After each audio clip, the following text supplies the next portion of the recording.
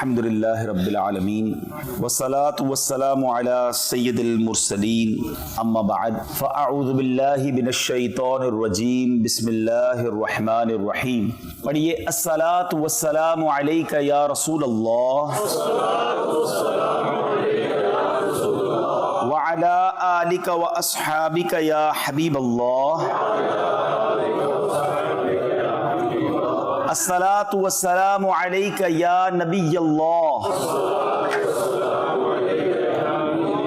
وعلی آلک واصحابک یا نور اللہ.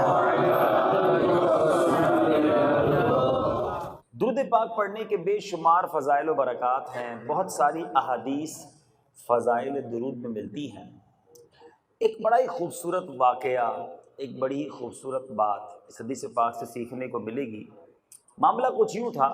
حضرت سہل بن سعد رضی اللہ تعالیٰ عنہ سے مروی ہے، نبی پاک علیہ الصلوۃ والسلام کے پاس ایک شخص آیا اور اس نے اپنی غربت کی شکایت کی.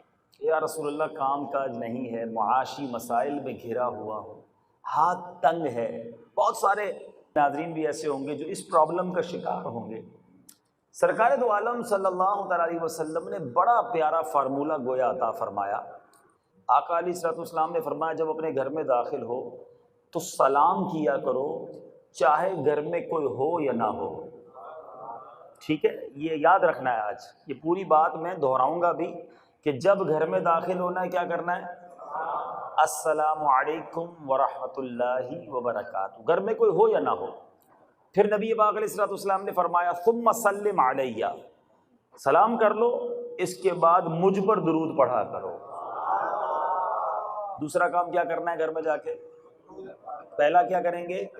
سلام کریں گے، اور دوسرا کیا کریں گے؟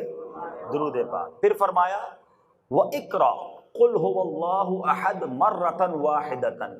پھر میرے آقا نے فرمایا کہ پھر اس کے بعد مجھ پر درود پڑھنے کے بعد ایک بار سورہ اخلاص قُلْ هُوَ اللَّهُ أَحَدٌ اللَّهُ الصَّمَدُ لَمْ يَلِدْ وَلَمْ يُولَدْ وَلَمْ يَكُنْ لَهُ كُفُوًا أَحَدٌ، یہ سورہ اخلاص پڑھنی ہے.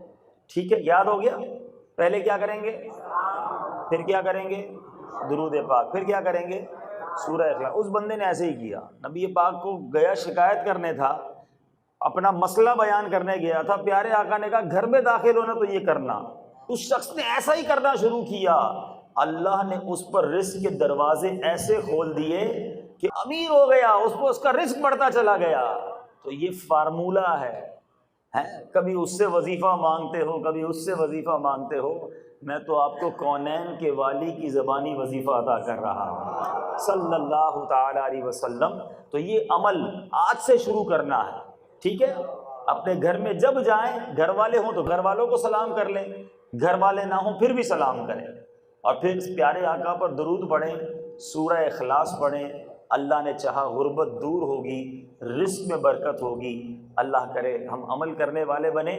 آئیے محبت کے ساتھ درود پاک پڑھ لیجئے. صلو علی الحبیب صلی اللہ تعالی علی محمد صلی اللہ علیہ وسلم. اسلام از the solution of the universe. اسلام ہی، یہ مذہب ہی اس دنیا کے مسائل کا حل ہے. اگر دین اسلام کو صحیح پڑھا جائے اور اس کو صحیح عمل کیا جائے. پرابلم یہ ہے کہ مسلمان کو دیکھ کر لوگ اسلام کی تصویر کھینچ لیتے ہیں کہ مسلمان ایسا ہے تو ان کا مذہب بھی ایسا ہوگا. ایسا نہیں. بدقسمتی ہے ہماری کہ ہمارے مسلمانوں کو سوچنا چاہیے کہ مجھے دیکھ کر کوئی اسلام کے بارے میں کیا سوچ رہا ہے. حالانکہ اگر اسلام ہے کیا یہ سمجھنا ہو تو اسے دیکھیں کہ جس کے قدموں کی برکت سے اسلام پھیلا ہے. ایمان ملا ان کے صدقے، قرآن ملا ان کے صدقے، رمضان ملا ان کے صدقے، رحمان ملا ان کے صدقے. سب کچھ تو نبی پاک کے در سے ملا ہے نا. ان کو دیکھیے کہ وہ کیا ان کی تعلیمات ہیں. تو آج دنیا بھر کے ان تمام ناظرین کے لیے بھی یہ میسج ہے، اور اس میسج کو کنوے کرنا ہے کہ آج میں آپ کو یہ عرض کروں گا، سمجھانے کی کوشش کروں گا کہ اسلام تلوار کے زور سے نہیں، تشدد سے نہیں، اسلام مار کر کسی کو پھیلایا نہیں گیا. اسلام اگر لوگوں کے دلوں میں اترا ہے تو میرے آقا کے حسن اخلاق سے اترا ہے، نبی پاک کی درگزر سے اترا ہے، پیارے آقا کے معاف کرنے سے اسلام پھیلا ہے. اسلام تلوار کے زور پہ نہیں پھیلا۔ اور اب میں کچھ واقعات بیان کروں گا جو ایمان کو تازہ بھی کریں گے، اور اگر کوئی ایسا ناظرین میں سے کوئی سنیں گے تو ان کا یہ کانسیپٹ کلیئر ہوگا کہ اسلام کی خوبصورتی اور اس کی تعلیمات کیا ہے۔ زید بن ثانہ رضی اللہ تعالیٰ عنہ ایمان لانے سے پہلے ایک یہودی عالم تھے، غور سے سنیے گا، یہودیوں کے عالم تھے۔ انہوں نے نبی پاک علیہ الصلوۃ والسلام سے کچھ کھجوریں خریدی تھی۔ کھجوریں جو دینے کی جو مدت تھی اس میں ابھی 1-2 دن باقی تھے، جو کانٹریکٹ ہوا تھا وہ کمپلیٹ ہونے میں بھی 1-2 دن باقی تھے۔ اب زید بن ثانہ نے کیا کہ بھرے مجمع میں سرور کائنات علیہ الصلوۃ والسلام سے انتہائی تلخ ترش لہجے میں، روڈ انداز میں، سختی کے ساتھ تقاضا کیا کہ میری وہ کھجوریں دیجئے، میرا ٹائم ہو گیا ہے۔ اور کیا کہا؟ چلا کر سرکار کا دامن پکڑ کر کہ اے محمد صلی اللہ تعالیٰ علیہ وسلم، تم سب عبد المطلب کی اولاد کا یہی طریقہ ہے، تم لوگ ہمیشہ لوگوں کے حقوق ادا کرنے میں دیر لگاتے ہو، ٹال مٹول سے کام کرنا تمہاری عادت بن گئی ہے۔ حالانکہ ابھی ٹائم نہیں ہوا ہے، جو پیریڈ ٹائم کے ڈیلیوری کا ٹائم ہے اس میں 2 دن باقی ہیں، مگر بالکل آؤٹ آف دا وے جا کے بڑا ترش، بڑا روڈ انداز۔ اب یہ منظر نبی پاک کے ساتھ ہو رہا ہے اور حضرت عمر رضی اللہ تعالیٰ عنہ دیکھ رہے ہیں۔ آپ تو ویسے ہی نبی پاک کے کس قدر شیدائی اور جلالی، آپ غضبناک ہو گئے، بہت جلال میں آ گئے اور غضبناک نگاہوں سے اسے دیکھا اور کہا اے خدا کے دشمن، تو خدا کے رسول سے ایسی گستاخی کر رہا ہے کہ اللہ کی قسم اگر حضور کا ادب درمیان میں نہ ہوتا ابھی تلوار نکال کر تیرا سر اڑا دیتا۔ اب یہ ان کے عشق کا تقاضا تھا، مگر کمال دیکھیے نبی پاک علیہ الصلوۃ والسلام نے کیا جواب دیا۔ That is the essence of Islam, یہ اسلام کی خوبصورتی ہے۔ میرے آقا نے کہا اے عمر، تم کیا کر رہے ہو؟ تمہیں تو یہ چاہیے تھا کہ مجھے ادائے حق کی ترغیب دے کر اور اس کو نرمی سے بات کرنے کا کہہ کر ہم دونوں کی مدد کرتے، مجھے کہتے کہ یا رسول اللہ ان کا سامان دے دیجئے، اس کو کہتے نرمی سے بات کر، دونوں کی بات بنا دیتے۔ اللہ، اب نبی پاک علیہ الصلوۃ والسلام نے کیا کہا، اے عمر، اب اس کی جتنی کھجوریں نکلتی ہیں نا جو حق ہے وہ پورا دے دو، کچھ زیادہ بھی دے دو۔ حضرت عمر نے کہا زیادہ کس چیز کے؟ ارے آقا علیہ الصلوۃ والسلام نے فرمایا چونکہ تم نے ٹیڑھی ترچھی نظروں سے اسے دیکھ کر خوف زدہ کر دیا تھا، تو اب یہ کھجوریں جو ہے نا اس کی دل جوئی کے لیے زیادہ دے کر آؤ۔ کمال دیکھیں، ایک طرف بدتمیزی ہو رہی ہے، ایک طرف خامہ خواہی کا جھگڑا کریٹ کیا جا رہا ہے، اور حضرت عمر سے ہی کہا جا رہا ہے۔ یہ بھی تربیت مصطفیٰ کا انداز دیکھیں کہ جس کی تربیت کرنی ہے اسی کے ہاتھ سے کھجوریں بھی زیادہ دلوا رہے ہیں۔ یہ بزرگوں نے لکھا ہے کتابوں میں کہ اگر آپ کو اپنے بچے کو سخی بنانا ہے نا تو صدقہ دیتے وقت بچے کے ہاتھ سے صدقہ دلوایا کریں۔ کسی غریب کی مدد کرنا ہے نا تو اپنے بچے کے ہاتھ میں دے جائیں، بیٹا فقیر کو دے کر آ جائیں، جاؤ بیٹا یہ مسجد میں دے کر آ جاؤ، جاؤ بیٹا یہ نیکی کا کام کرو۔ بچے کی بچپن سے ٹریننگ ہونی چاہیے کہ میں والد صاحب صدقہ دیتے ہیں، غریبوں کی مدد کرتے ہیں، مسجد میں چندہ دیتے ہیں۔ یہ بچے کی اچھی تربیت کا انداز ہے۔ ہم بچوں کی تربیت کیا کر رہے ہیں؟ ابو گھر پہ نہیں ہے، بول دو سو رہے ہیں، بچپن سے جھوٹ بولنا سکھا رہے ہیں، کہہ دو ابو باہر گئے ہوئے ہیں، بچپن سے اس کی تربیت کر رہے ہیں۔ یعنی ہمارے اسلاف تربیت کا ان کا کیا خوبصورت انداز تھا۔ میرا یہ موضوع نہیں ہے مگر بڑی خوبصورت بات کہہ کر آگے نکلتا ہوں۔ حضرت احمد بن حرب رحمۃ اللہ تعالی علیہ، آپ کمال کے بزرگ تھے۔ اپنے بچے کی توکل کی ٹریننگ کس طرح کی، اللہ پر بھروسہ دلانا تھا اپنے بچوں کو، کیا ٹریننگ دی؟ اپنے بچے کو کہا بیٹا دیکھو جب بھی کھانا ہونا، بھوک لگے تو گھر میں ایک سوراخ بنا ہوا تھا، کہا اس کے پاس آ کے بیٹھ جانا اور اللہ سے دعا مانگنا، یا اللہ کھانا دے دے، تمہیں روزانہ یہاں سے کھانا مل جائے گا، اللہ سے مانگنا۔ اپنی زوجہ سے کہا کہ جب یہ دعا مانگے وہاں کھانا رکھ دینا۔ یہی ہوتا، وہ دوپہر کو دعا مانگتا، بیوی ان کی جو زوجہ تھی وہ اسی سوراخ کے پاس کھانا رکھتی، بیٹا کھانا کھاتا، اس کو لگتا اللہ کی طرف سے روزانہ مل رہا ہے، رات کو بھی ملتا، دوپہر کو بھی ملتا، یہ سلسلہ چلتا رہا۔ ایک بار آپ کی زوجہ کو کسی کام میں لیٹ ہو گئیں اور خیال آیا کہ وہ تو دعا کا وقت ہو گیا ہے، دوڑتی گئی تو بیٹا تو کھانا کھا رہا ہے، کہ یہ کدھر سے آیا؟ کہا جہاں سے روز آتا ہے، اللہ سے مانگتا ہوں وہیں سے آیا ہے۔ وہ پریشان اپنے شوہر کے پاس آئی، حضرت احمد بن حرب کے پاس، کہ کمال ہو گیا۔ کہا کیا ہو گیا؟ کہا آج میں لیٹ ہو گئی، دوڑتی دوڑتی پہنچی، وہ تو پہلے ہی کھانا کھا رہا تھا۔ فرمایا مجھے اسی دن کا انتظار تھا، اب اس کو کھانا نہ دینا، اب اسے غیب سے عطا ہوتا رہے گا۔ That is the training. اپنے بچوں کو شروع سے رب سے کنیکشن کروایا جاتا تھا۔ آج بچوں کو پاکٹ منی دے کر کہتے ہیں بیٹا بچا کے رکھنا، کسی کو مت دینا، ساتھ والے کو بھی مت دینا، اپنے بھائی کو بھی نہیں کھلاتا، پھر وہ میرا تیرا چلتا رہتا۔ سخاوت سکھاؤ بچے کو بچپن سے۔ حضرت عمر رضی اللہ تعالیٰ عنہ سے میرے آقا نے کھجوریں دلوائیں کہ جاؤ اس کو جا کر کہو۔ اب وہ حضرت عمر فاروق لے کر چلے گئے کھجوریں، اس کی بھی دی، تھوڑی زیادہ بھی دی۔ کہا زیادہ کیوں دے رہے ہیں؟ کہا میں نے تمہیں بڑی تیز نظروں سے دیکھا تھا، غصیلی نظروں سے دیکھا تھا، میرے آقا نے کہا ہے کہ تمہیں کھجوریں تھوڑی زیادہ دینی ہے تاکہ تمہاری دل جوئی ہو جائے۔ Look at the result. اب بات جو خوبصورت ہے نا وہ اب آنی ہے۔ زید بن سانہ کہتے ہیں عمر پہچانتے ہو میں کون ہوں؟ کہا کون ہو؟ کہا میں زید بن سانہ ہوں۔ کہا تم وہی ہو جو یہودیوں کے بہت بڑا عالم ہے؟ کہا میں وہی ہوں۔ کہا تمہیں تمیز نہیں ہے؟ تم اتنے بڑے عالم ہو، تمہیں پتہ نہیں اللہ کے رسول سے کیسے بات کی جاتی ہے؟ تم نے کیسے بات کی تھی؟ اب سنیں زید بن سانہ کیا کہتا ہے۔ کہتے ہیں بات یہ ہے عمر کہ میں نے تورات میں نبی آخر الزماں کی ساری نشانیاں پڑھی ہیں، میں ایک ایک کر کے ان کی نشانیاں چیک کرتا رہا، مجھے وہ نشانیاں ملتی گئیں، اب ایک نشانی باقی رہ گئی تھی، اور وہ نشانی یہ تھی کہ ان کے ساتھ جتنی جہالت کی جائے گی ان کا حلم اور بردباری اتنا ہی بڑھتا چلا جائے گا۔ اے عمر میں جہالت کرتا رہا، میں جھگڑا کرتا رہا، میں لڑائی کرتا رہا، ان کی نرمی بڑھتی چلی گئی۔ عمر میں تم کو گواہ بنا کر کہتا ہوں میں آج کلمہ پڑھ کر مسلمان ہوتا ہوں، اور عمر سن لو میں بڑے مال و دولت والا ہوں، میں آدھی دولت اسلام کے لیے فی سبیل اللہ خیرات کرتا ہوں۔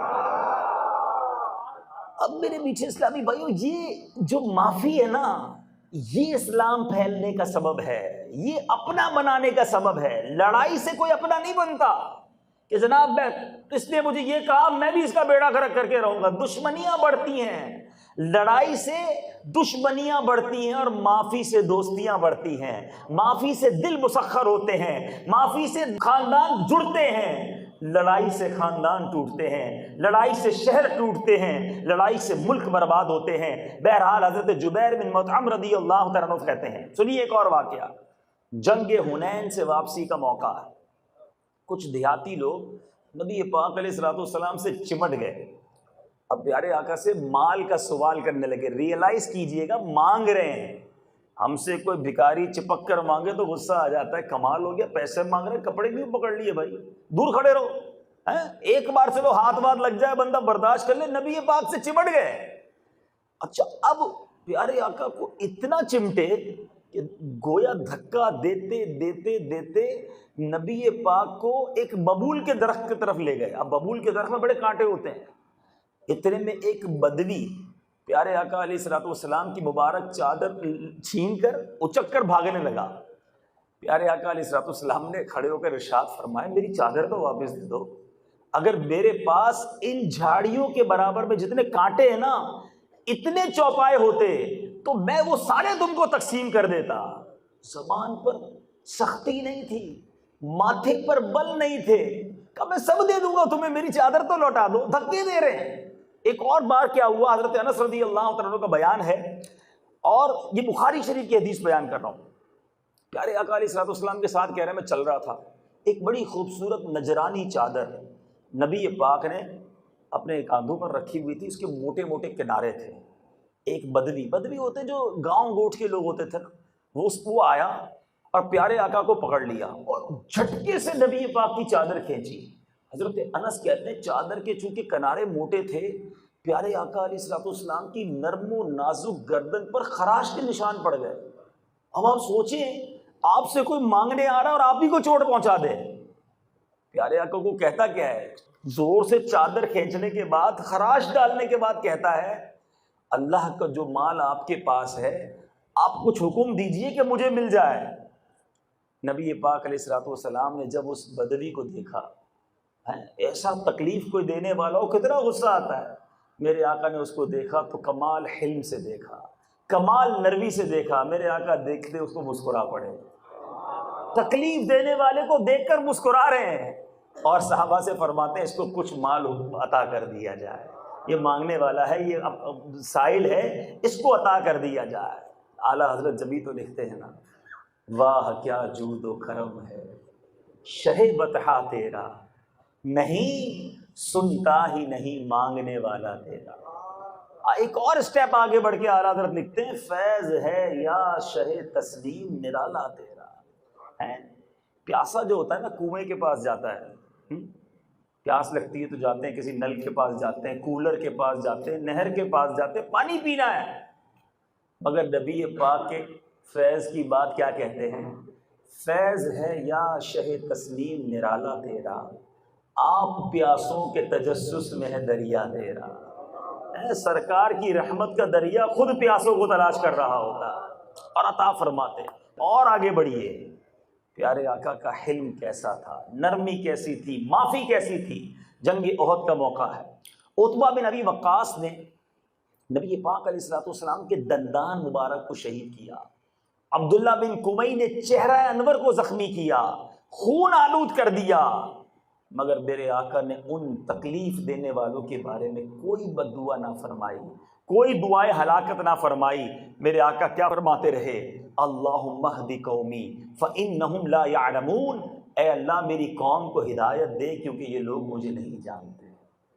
سلام اس پر جس نے گالیاں سن کر دعائیں دی، سلام اس پر کہ جس نے خون کے پیاسوں کو کبائیں دی.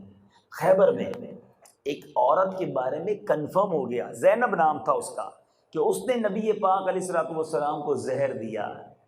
زہر نے تو اثر نہیں کیا، مگر میرے آقا علیہ الصلوۃ والسلام نے اس سے بھی کوئی انتقام نہیں کیا. لبید بن عاصم کنفرم ہو گیا کہ اس نے نبی پاک پر جادو کیا، بذریعہ وہی سارا حال معلوم ہو گیا، مگر میرے آقا علیہ الصلوۃ والسلام نے اس سے بھی کوئی مواخذہ نہیں کیا، اسے بھی معاف فرما دیا. غورث بن الحارث، ایسا عجیب واقعہ ہوا کہ ایک بار نبی پاک علیہ الصلوۃ والسلام آرام کر رہے تھے، ساتھ کوئی گارڈ بھی نہیں ہے. غورث آیا، ہاتھ میں تلوار تھی، ارادہ تھا کہ نبی پاک کو شہید کر دے گا. پیارے آقا کی مبارک آنکھ کھلی تو سامنے دیکھا غورث ہاتھ میں تلوار لیے کھڑا ہے. کہا اے محمد صلی اللہ تعالی علیہ وسلم، کون ہے جو اب آپ کو مجھ سے بچائے گا؟ One and only.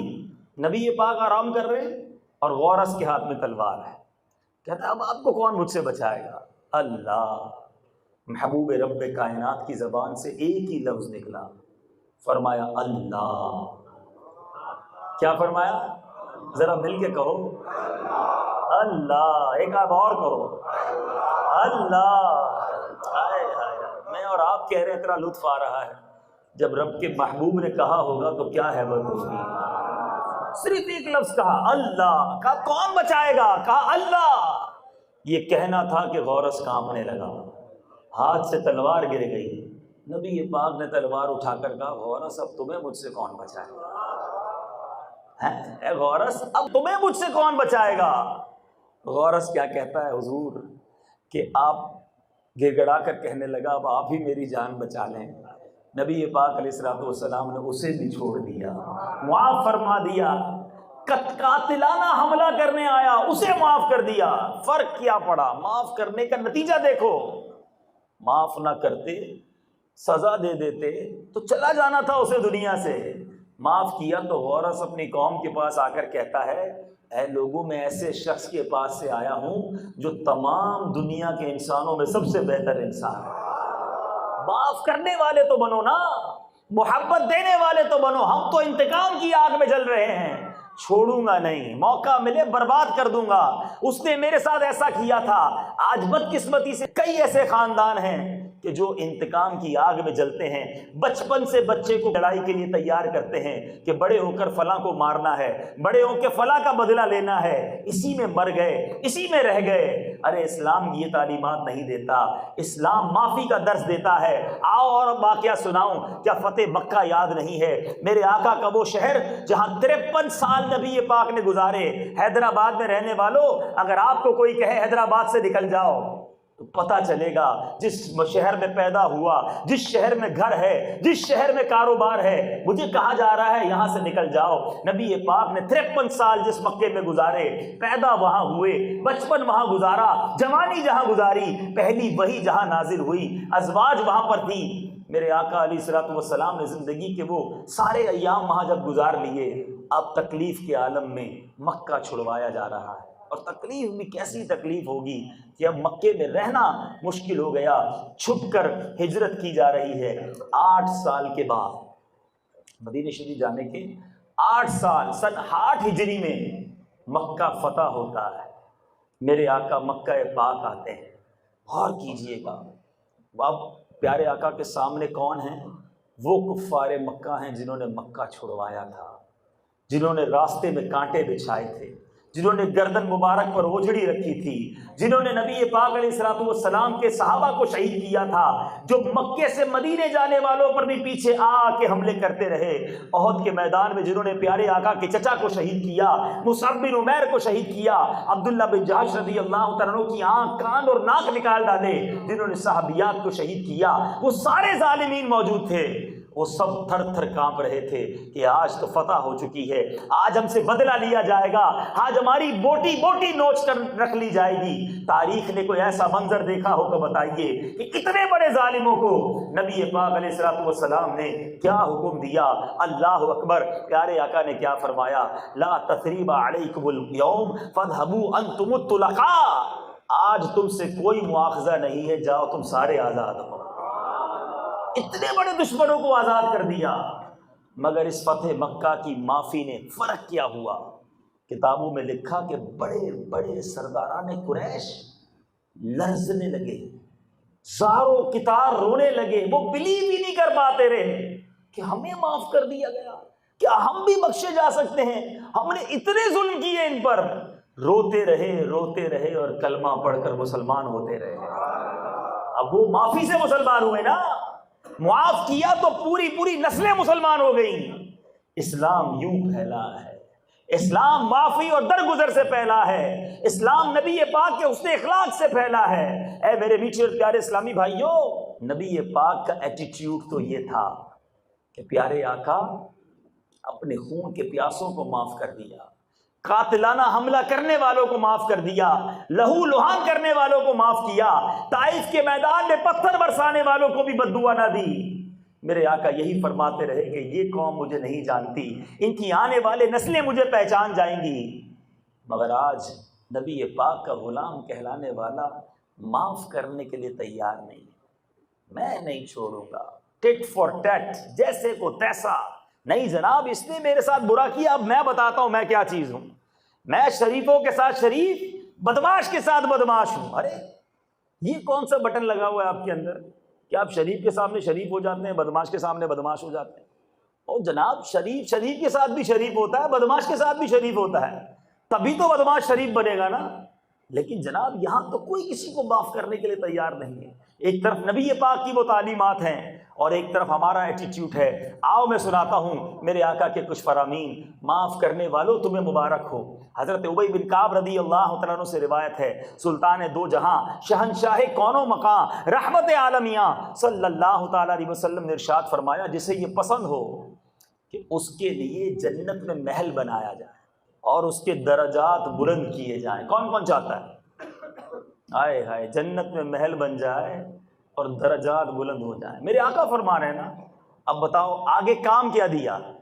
جسے یہ پسند ہو کہ اس کے لیے جنت میں محل بنایا جائے اور اس کے درجات بلند کیے جائیں، اسے چاہیے کہ جو اس پر ظلم کرے یہ اسے معاف کر دے،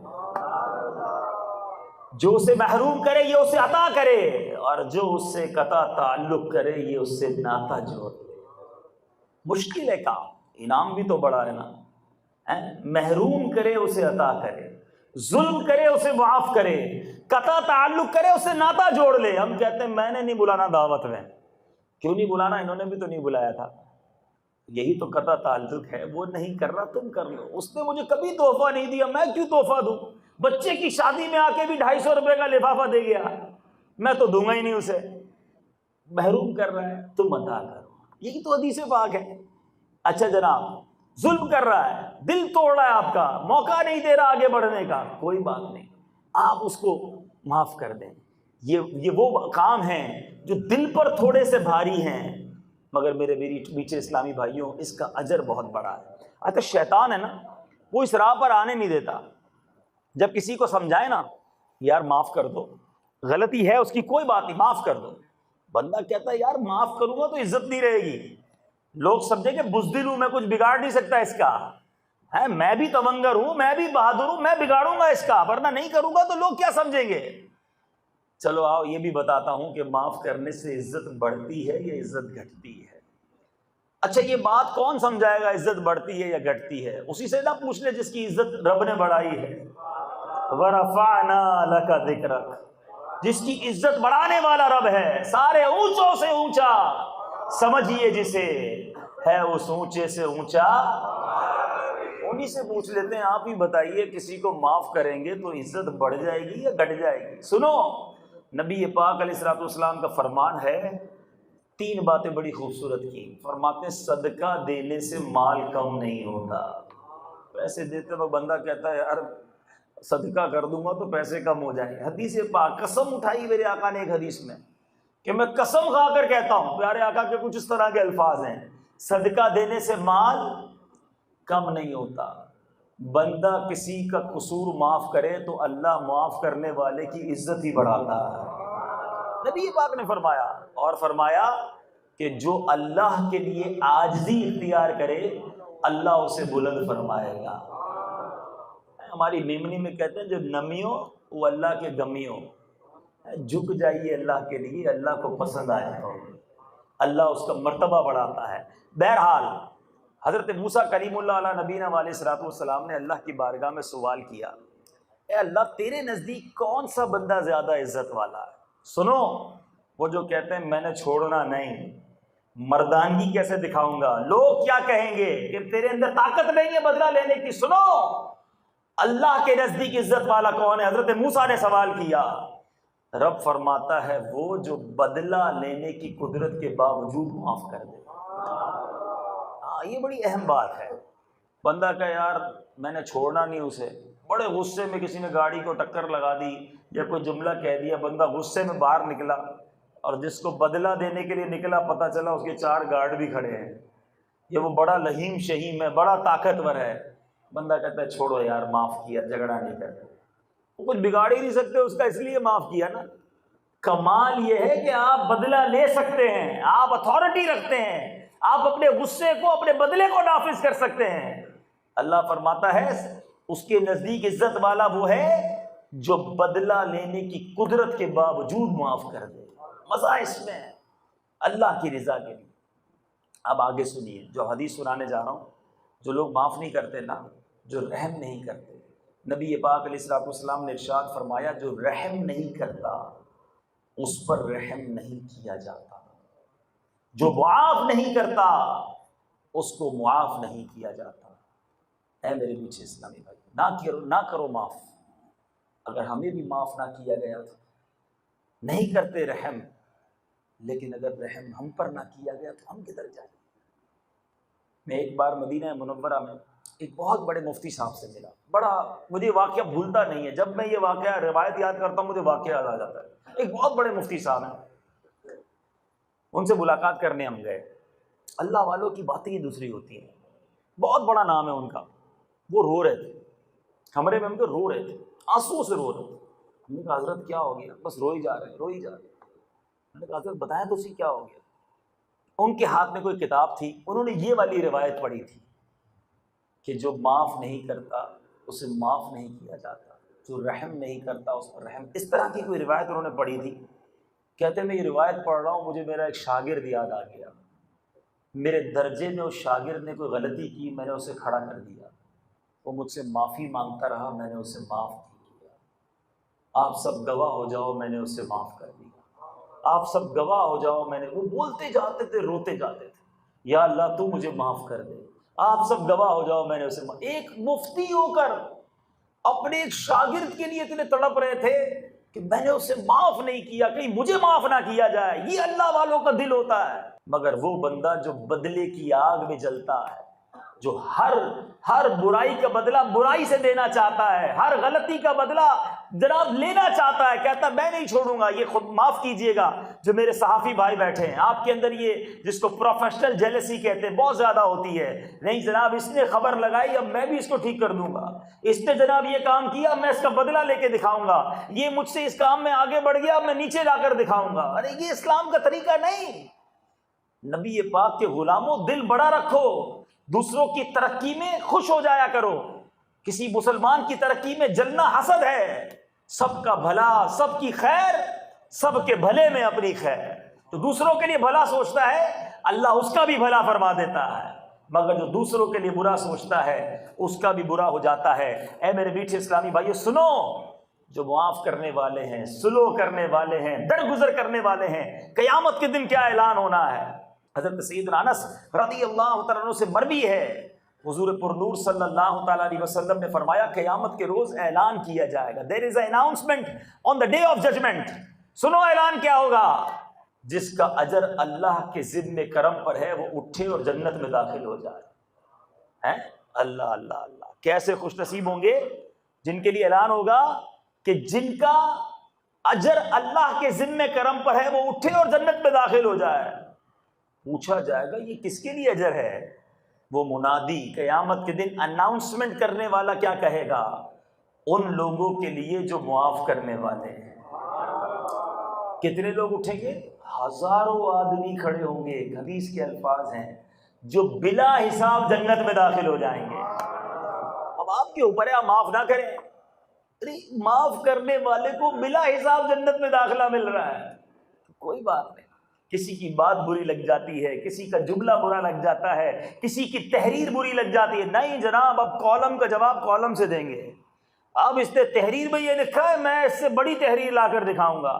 اس نے جناب ٹی وی پر آ کر کہا ہے، میں ٹی وی پر آ کر جواب دوں گا۔ اسی چکر میں مر گئے، جواب دینے کے چکر میں درگزر کر لو۔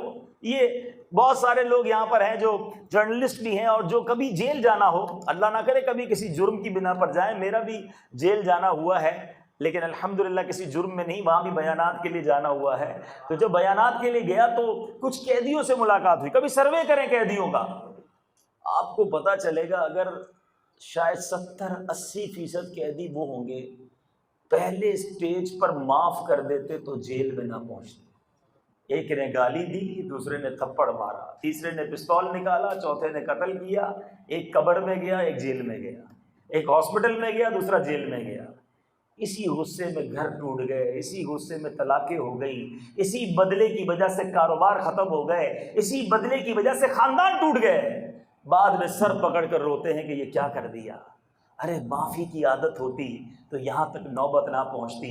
جو بات بات پر بیوی سے لڑتے ہیں، بات بات پر بچوں سے لڑتے ہیں، بات بات پر گھر کو جناب جہنم کا ٹھکانہ بنا دیا ہے۔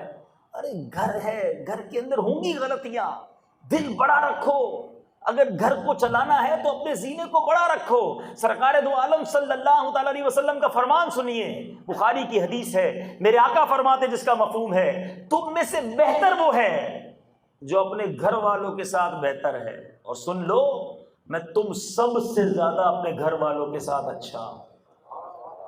پیارے آقا کتنی ذمہ داریاں تھیں، کونین کے والی ہیں، پوری امت کی اصلاح کرنی ہے، مگر گھر میں حضرت عمر کا قول بڑا پیارا ہے، فرماتے ہیں باہر مرد کی طرح رہو اور گھر میں بچوں کی طرح رہو۔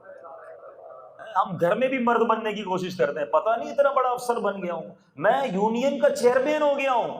ارے چیئرمین صاحب آپ چیئرمین باہر ہوں گے، میں فیکٹری کا اونر ہو گیا ہوں، میں جناب علاقے کا نگران ہو گیا ہوں، پتہ نہیں نگران کابینہ بن گیا ہوں۔ ارے نگران کابینہ ہوگا باہر کا، اپنی ماں کا بیٹا اور بہن کا بھائی ہے، یا بھائی بن کر رہے، ماں کا بیٹا بن کر رہے، باپ کا پیر دبانے والا بن کر رہے۔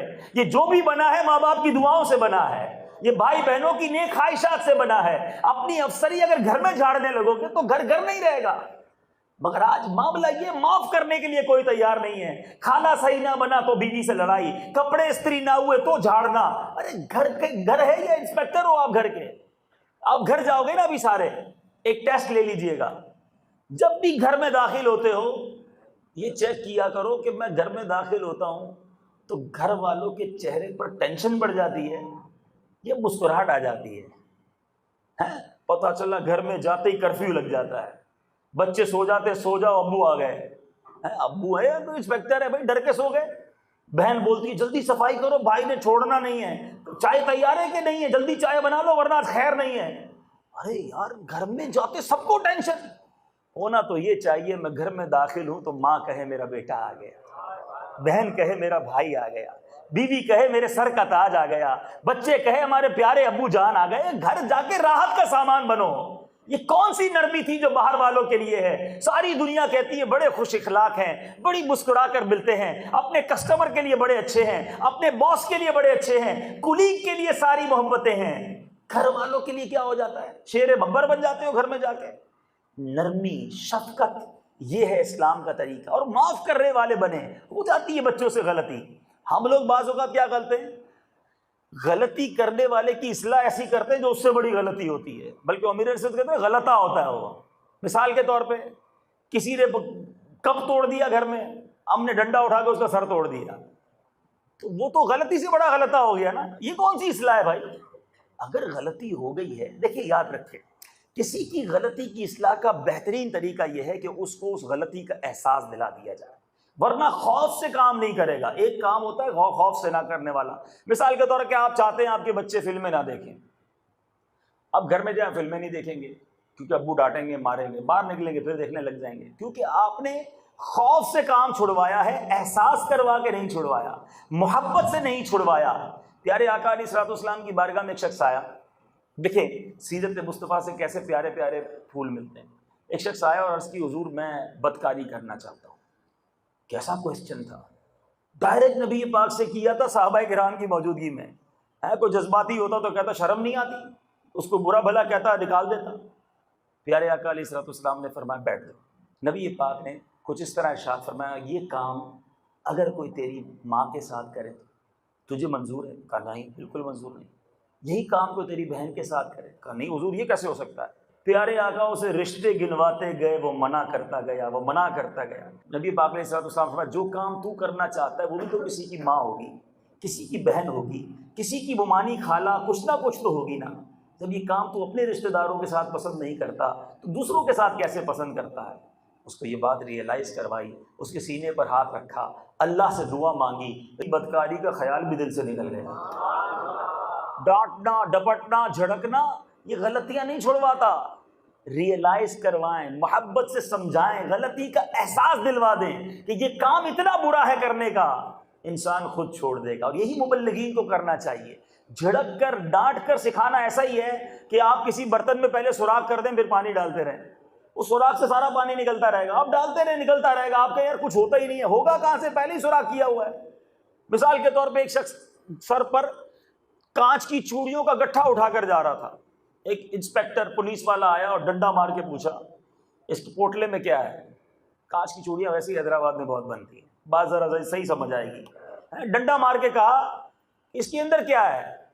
وہ پوٹلا اٹھانے والا کہتا ہے تھوڑی دیر پہلے چوڑیاں تھی, ابھی تو کچھ بھی نہیں ہے. تو ڈنڈا مار کے نہیں سکھایا جاتا, جھڑک کر ذلیل کر کے نہیں سکھایا جاتا, محبت اور پیار سے غلطی کی اصلاح کی جاتی ہے. تو بہرحال معاف کرنے والے بنے. اب آخر میں اپنے بیان کو اختتام کی طرف لاتے ہوئے ایک بات اعلیٰ حضرت کی کروں گا, امام عشق و محبت اعلیٰ حضرت, یہ میں اپنے مبلغین کو بالخصوص عرض کرنا چاہوں گا.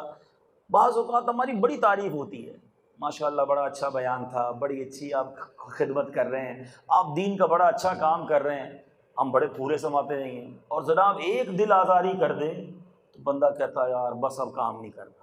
اتنا کچھ یار دنیا میں عزتیں ملی تمہیں, اب 4 آدمیوں نے کچھ کہہ دیا تو کیا ہو گیا, دل بڑا رکھو. اعلیٰ حضرت کی بارگاہ میں خطوط آئے گالیوں بھرے, گالیاں لکھی تھی کسی نے, جو آپ کے معتقدین تھے, کہتے ہیں اب ان بندوں پہ مقدمہ دائر کریں گے. آپ کو گالیاں دی, اتنا بڑا آپ دین کا کام کر رہے ہیں, آپ کو گالیاں دی. کمال جواب دیا اعلیٰ حضرت نے. فرماتے ایسا کرو جو تعریف کے خطوط آتے ہیں نا, پہلے ان میں جاگیریں تقسیم کر دو، پھر جنہوں نے گالیاں دی ان پر مقدمہ بھی کر لیں گے۔ کہ جو اتنی تعریفیں کرتے ہیں ان کو کون سے انعام دیتے ہیں ہم؟ ان کو کون سے پیسوں کے لفافے بھیجتے ہیں کہ اتنی تعریفیں کی، لو بھائی تمہارا لفافہ 5,000 کا، تم نے بہت زیادہ تعریف کی تمہارا 10,000 کا لفافہ، ہاں جس نے برائی کی اب اس پہ کیس کریں گے۔ تو تعریف کرنے والوں کو کچھ دیتے نہیں ہو تو گالیاں کر دینے والوں کو معاف کر دو۔ تو دل بڑا مبلغین کو رکھنا چاہیے۔ اب معاف کرنے کی عادت ڈالو گے تو انشاءاللہ برکتیں بھی نصیب ہوں گی اور پرسکون بھی رہیں گے، ٹینشن نہیں رہے گی۔ آپ کو بدلہ لینے کی اگر عادت ہے نا، آپ ہمیشہ ٹینشن میں رہیں گے، اچھا یہ کہہ دیا اب میں جواب دوں گا، وہ اگلا جواب دے گا، آپ تیسرا جواب دو گے، وہ چوتھا جواب دے گا، پہلے ہی جواب پہ معاف کر دو چیپٹر ہی کلوز ہو جائے گا۔ ہمارے ایک بزرگ کے بارے میں آتا ہے، ان کو کسی نے گالی دی، گالی دے دی، آپ فرماتے ہیں جو تو نے کہا ہے اگر میں ویسا ہی ہوں تو مجھے تو اور گالیوں کی ضرورت ہے، اور اگر میں ویسا نہیں ہوں تو تیری گالیوں سے مجھے فرق کوئی نہیں پڑنا ہے، چیپٹر ہی کلوز کر دیا ہے۔ اب کسی نے کہا حضور اس نے فلاں نے آپ کو گالی دی، آپ بھی اس کے بارے میں کچھ کہیں، فرماتے اس کو تو شاید میرے عیب پتہ ہوں گے، مجھے اس کے عیب ہی نہیں پتا، میں کیا اس کے بارے میں کہوں۔ اب یہ انداز ہوتا تھا۔ ایک بار ایک بزرگ جا رہے تھے، سر پہ کسی نے خاک ڈال دی، مٹی کا ٹوکرا ڈال دیا، اٹھے کپڑے جھاڑے، اللہ کا شکر ادا کیا، کہا حضور مٹی ڈال دی، اللہ کا شکر ادا کر رہے ہیں؟ کہہ رہے جس پر آگ ڈالی جانی چاہیے تھی اس پر مٹی ڈالی جائے گی، وہ اللہ کا شکر ادا نہیں کرے گا تو کیا کرے گا۔ یہ وہ انداز تھے ان کے کہ اپنے آپ کو فوراً اپنا غصہ ٹھنڈا کر لیتے تھے۔ ہم تو کہتے کدھر ہے اس کا فلور جس نے مٹی ڈالی ہے، اب میں کنٹینر لے کے جاؤں گا اوپر۔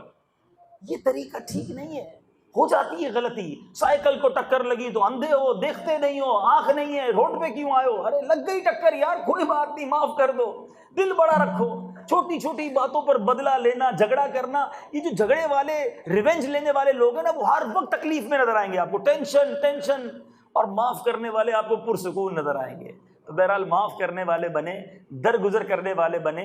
اب صحافیوں سے ایک دو بات کرنی ہے، لیکن یہ پرابلم ہمارے اندر بھی ہے، جنرل پرابلم ہے صحافیوں کے۔ میرے چونکہ بھائی ہیں اور آپ نے مجھے بلایا ہے تو میری ذمہ داری ہے کہ کچھ باتیں آپ کے حوالے سے بھی کروں کہ پیارے آقا علیہ الصلوۃ والسلام کی امت کے عیب تلاش کرنا اور کسی کا عیب پتہ چل جائے اس کی تشہیر کرنا، یہ کیسا برا کام ہے۔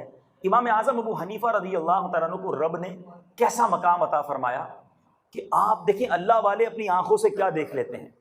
آپ کو یہ کشف حاصل تھا، وضو کرتے نا، وضو کی فضیلت میں یہ ہے کہ ہاتھ دھوتے ہیں تو ہاتھ کے گناہ جھڑ جاتے ہیں، چہرہ دھوئیں تو چہرے کے گناہ جھڑ جاتے ہیں، پیر دھوئیں تو پیر کے گناہ اتر جاتے ہیں۔ یہ وضو کرنے کا فضیلت ہے۔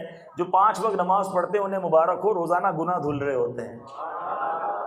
امام اعظم کو یہ اللہ نے نظر عطا کی تھی کہ آپ کے برابر میں اگر کوئی وضو کرتا نا، آپ اس کے جو گناہ گرتے وہ گناہ دیکھ لیتے تھے۔ تو ایک بار وضو کر رہے تھے کوفہ کی جامع مسجد میں، برابر میں ایک بندہ وضو کر رہا تھا، آپ نے کہا ہے میرے بیٹے ماں باپ کی نافرمانی سے توبہ کر لو۔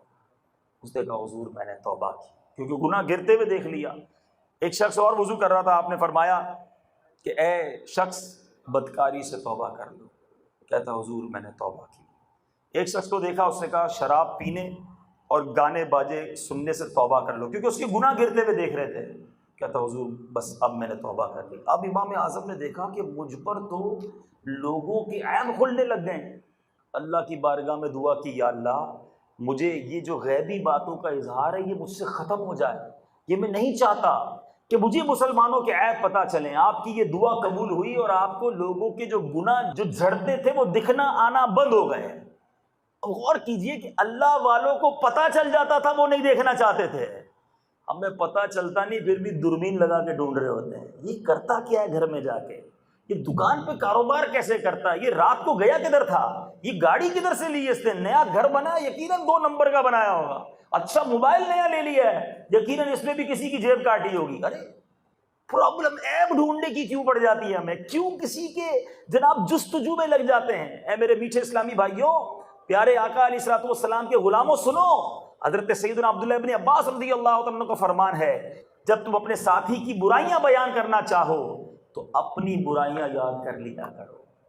کیا ہمارے عیب کم ہیں کہ ہم چلے دوسروں کے عیب ڈھونڈنے؟ اے میرے میٹھے پیارے اسلامی بھائیوں سنو، نبی پاک کا فرمان، میرے آقا فرماتے ہیں لا یؤمن احدکم حتی یحب لاخیہ ما یحب لنفسہ، تم میں سے اس وقت تک کوئی کامل مومن نہیں ہو سکتا جب تک اپنے بھائی کے لیے بھی وہ چیز پسند نہ کرے جو اپنے لیے پسند کرتا ہے۔ کیا آپ چاہیں گے آپ کے عیب کوئی پتہ چل جائے؟ آپ کے گھر میں کیا ہو رہا ہے وہ دوسروں کو پتہ چل جائے ہیں؟ آپ کی کمائی، آپ کے دیگر معاملات دوسروں کو پتہ چلے؟ جب ہم نہیں چاہتے میری کوئی کمی جو ہے کسی کو پتہ چل جائے، ہم کیوں چاہتے ہیں کہ دوسروں کی کمی ہمیں پتہ چلے، دوسروں کے عیوب پتہ چلیں؟ ہم تو اچھا ہم کہتے ہیں جناب ہم اصلاح کے لیے خبر چھاپتے ہیں، ہم جو ٹی وی میں خبر لگاتے ہیں نا، ہمارا مقصد یہ ہوتا ہے کہ وہ بندہ ٹھیک ہو جائے۔ اخبار میں خبر اس لیے لگاتے ہیں کہ وہ یہ برائی چھوڑ دے۔ دیکھیں ایک تو برائی وہ ہے جو پورے معاشرے کو نقصان پہنچا رہی ہے، کوئی شخص اگر ڈکیتی کر رہا ہے یا جناب ایسا کام کر رہا ہے جس سے پورے معاشرے پر فرق پڑا ہے، وہ الگ بات ہے۔ پرسنلی اگر کسی آدمی کا عیب پتہ چل گیا تو کیا یہ اس کا طریقہ ہے کہ ٹی وی پر سمجھایا جائے، اخبار کے ذریعے سمجھایا جائے؟ نہیں میرے میٹھے اسلامی بھائیو، میں بتاتا ہوں، پہلے تو فضیلت سن لو۔ جو کسی کے عیب چھپاتا ہے، میرے آقا فرماتے ہیں جو کسی کا پوشیدہ عیب دیکھے پھر اسے چھپا لے تو وہ اس شخص کی طرح ہوگا جس نے زندہ دفنائی گئی بچی کو قبر سے نکال کر اس کی جان بچا لی۔ کتنی فضیلت ہے! عیب پتہ چل جائے پھر چھپا لے۔ ہمیں پتہ چل جائے تو بریکنگ نیوز ہے، جتنے موبائل میں میسج نمبر ہے سب پہ میسج گروپ پہ چل جاتے، پتہ چلا اس نے یہ کر دیا ہے، ہاں اس کا یہ معاملہ آ گیا ہے، اس کا اسکینڈل پتہ چل گیا ہے۔ توبہ توبہ توبہ! یہی بات اگر ہماری کسی کو پتہ چل جائے، آج کسی کی بچی کا عیب پتہ چل گیا، کسی کے بیٹے کا عیب پتہ چل گیا، کیا فائدہ ہوا آپ کو دنیا کو بتانے کا؟ سنو، میرے آقا فرماتے ہیں جب اللہ عز و جل کسی بندے کے ساتھ بھلائی کا ارادہ فرماتا ہے تو اسے اس کے عیوب سے باخبر فرما دیتا ہے۔ اپنے عیب پتہ چل جائے نا، یہ رب کی طرف سے بہت بڑی عطا ہے۔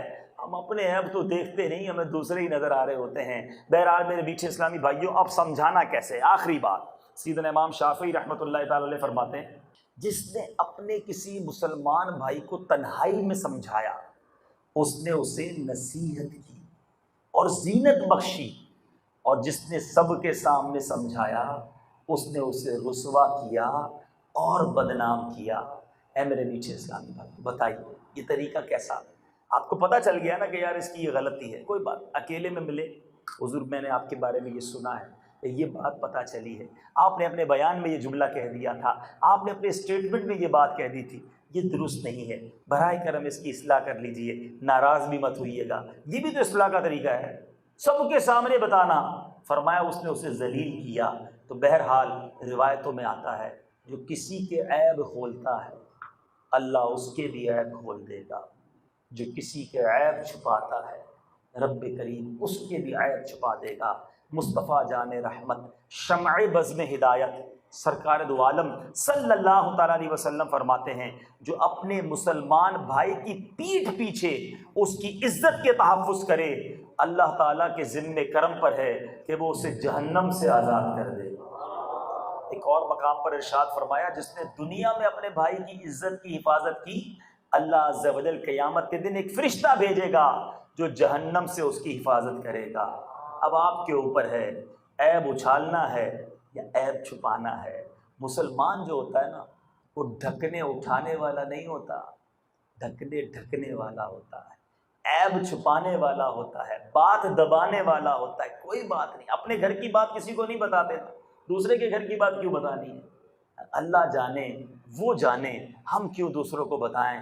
تو بہرحال اے میرے میٹھے اسلامی بھائیوں، سیرت مصطفیٰ صلی اللہ تعالیٰ علیہ وسلم سے چند مدنی پھول آپ کی طرف آج بڑھائے۔ معافی والا دل رکھیے، درگزر والی عادت رکھیے، عیبوں کو چھپانے والے بنیے، عیب اچھالنے والے نہ بنیے۔ اگر یہ عادت آپ کی رہی، انشاءاللہ دنیا میں بھی کامیاب رہیں گے، آخرت میں بھی کامیاب رہیں گے۔ ہمیں نہیں پتہ ایک چھوٹی سی معافی، ایک چھوٹا سا درگزر، کیا پتہ اللہ کو پسند آ جائے اور وہی ہماری مغفرت کا ذریعہ بن جائے۔ ایک شخص بڑا گناہ گار تھا، اس کا انتقال ہوا، دوست میں سے کسی نے خواب میں دیکھا تمہارے ساتھ کیا معاملہ ہوا؟ کہا گناہ گار تو تھا مگر مغفرت کر دی گئی۔ کہا تو بڑا گناہ گار تھا، نیک اعمال بھی نہیں تھے، تجھے کیسے بخش دیا گیا؟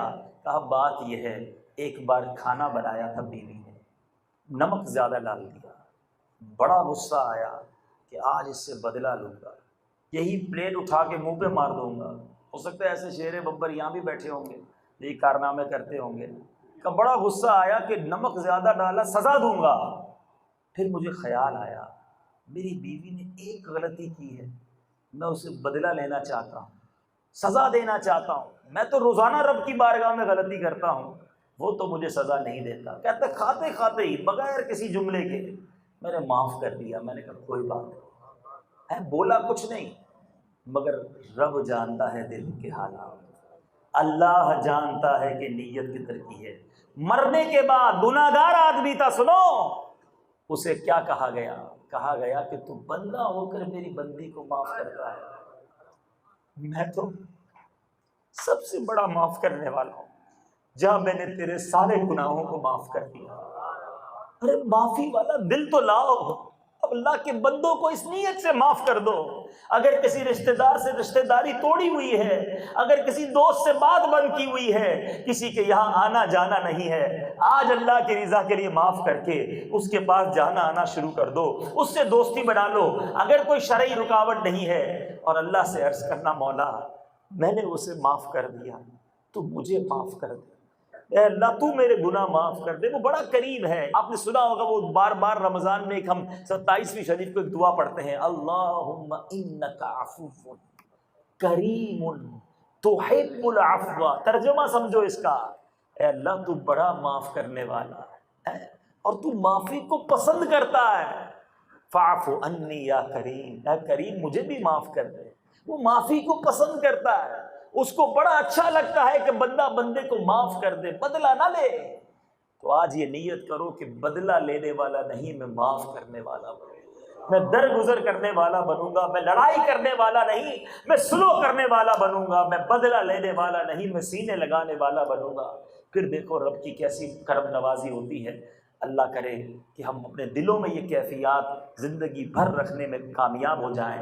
بات یہ ہے، یہ باتیں جو ہے نا ایک بیان سے تبدیل نہیں ہوں گی، ہائی لائٹ تو ہو گئی مگر چینج نہیں ہوں گے ہم، کیونکہ عادتیں پڑ گئی ہیں نا، گھر والوں سے لڑائی کرنی ہے، فیملی میں لڑائی کرنی ہے، دوستوں میں لڑائی کرنی ہے، کاروباری لوگوں سے لڑائی کرنی ہے۔ اگر یہ عادت ختم کرنی ہے نا تو نرم ماحول میں رہنا ہوگا، ایسے ماحول میں رہنا ہوگا جو ہمیں بار بار یاد دلائے کہ نبی پاک کی سیرت کیا تھی، پیارے آقا کے طریقے کیا ہیں، اور وہ ماحول آپ کے سامنے دعوت اسلامی کا مدنی ماحول ہے۔ اگر واقعی اپنی زندگی میں پازیٹیو چینج چاہتے ہیں، آ جائیں دعوت اسلامی کے مدنی ماحول میں، سنتے رہیں اس طرح کے بیانات، کرتے رہیں مدنی قافلوں میں سفر، دیکھتے رہیں مدنی چینل، پھر دیکھیں زندگی میں ایسی تبدیلی آئے گی کہ آپ کے دوست کہنے پہ مجبور ہو جائیں گے، گھر والے کہنے پہ مجبور۔ ویسے گھر والوں کو تو آج ہی کہنے پہ مجبور کر دینا کہ آج گھر جا کے ڈانٹنا نہیں کسی کو ہے، آج گھر جا کر پہلے سلام کرنا، طبیعت پوچھنا۔ بھلے گھر والوں کو کہ ہو کیا گیا، آج 30 سال ہو گئے شادی کو، آج تک طبیعت نہیں پوچھی، آج پوچھنے والے بن گئے، کوئی بات نہیں، مسکرا کر بھی کبھی گھر میں چلے جاؤ تو گھر والوں کی خیریت پوچھیں، گھر والوں کے لیے نرم بن جائیں، تاکہ گھر والے بھی کہیں کہ ماشاءاللہ کیا مدنی ماحول ملا ہے کہ ہمارے لیے بھی نرمیاں شروع ہو گئی۔ اللہ تعالی ہم سب کو عمل کرنے کی توفیق عطا فرمائے، آمین بجاہ النبی الامین صلی اللہ تعالی علیہ